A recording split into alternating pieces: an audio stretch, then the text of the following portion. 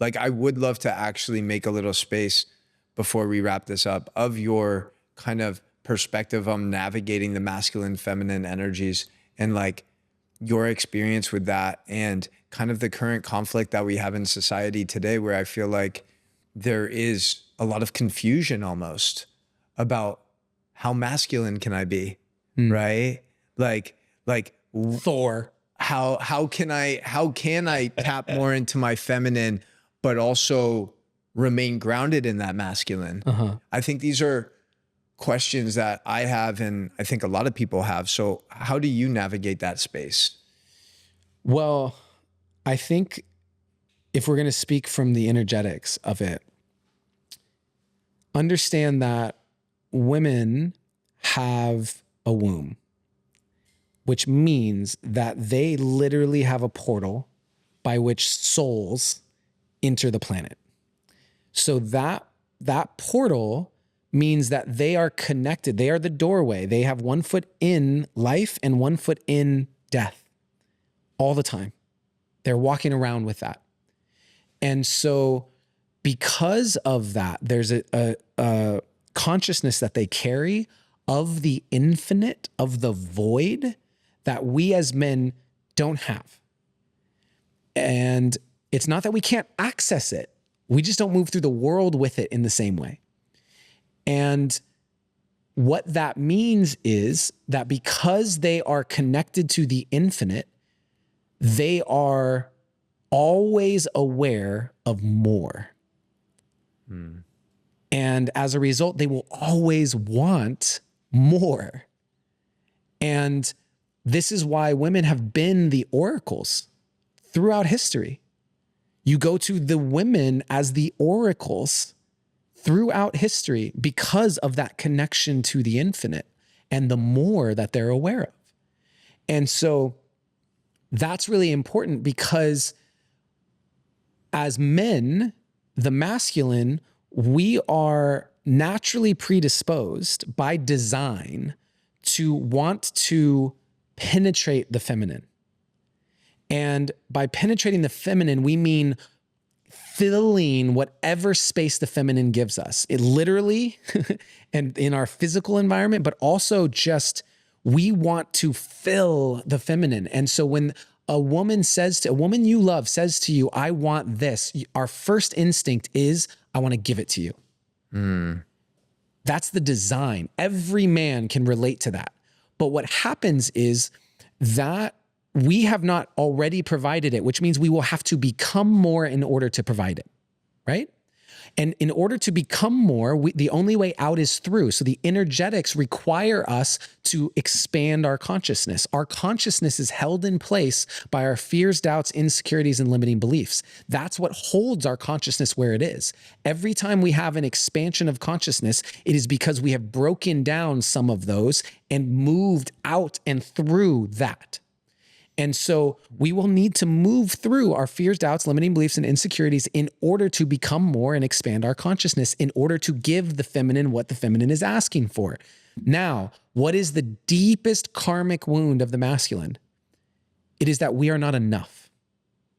It is the fear that no matter what I do, how hard I try, I will fall short and I will be rejected for it. That your love will be taken away from me because I was not enough. And the masculine is yang energy. The masculine must move through it through doing, through action. That's how we expand, how we become more. And so the interesting thing is, once we face off with the part of us that says we can't do it, that we won't make it, that we face off, we move through it, we become more, we give our partner that thing that they've been asking for, we meet them. Now the feminine feels met, and the feminine expands through yin. The feminine expands through relaxation, because when the feminine is met, it relaxes its nervous system. A woman's nervous system, they feel held. They feel like you got me. And in that safety, there's a relaxation. And in that relaxation, there's an expansion. And in that expansion, suddenly the feminine becomes aware of more. But what is the deepest karmic wound of the feminine? It's that you are too much. That if you let all of yourself be seen, all of yourself be known, all of your desires be heard, that you will be rejected for it, that you will be shamed for it. Think about sexuality, the way we've shamed women for their sexuality in this culture across the planet. If you let all of that be seen, you will be shamed for it. You will be rejected. That love will be withdrawn for you. So there is this need for the feminine to move through that karmic wound of I am too much and actually own the more that they're now aware of. And in that ownership, they give voice to it. And what happens? They trigger the deepest karmic wound of the masculine. But they allow the opportunity for that dance to happen again. They've created the space once again for me as a man to become more in order to meet you and for you to become more when you feel safe and met by me. And when we understand the energetics of how this is designed and understand that this is the design at a like level of creation, which means that nothing can be exempt from it, which means that it has to be capable of triggering your deepest wounds. There can be no shadow immune to this, which is why romantic partnerships are so triggering. And so in that space of that dance, that deep, deep dance is how we can evolve. It's how we can understand that when your woman comes to you and says, hey, I want this, you can recognize, assuming, yes, sure, there's gold diggers and this whole thing, but there's a legitimate, when my partner of 10 years came to me and said, I want more intimacy from you.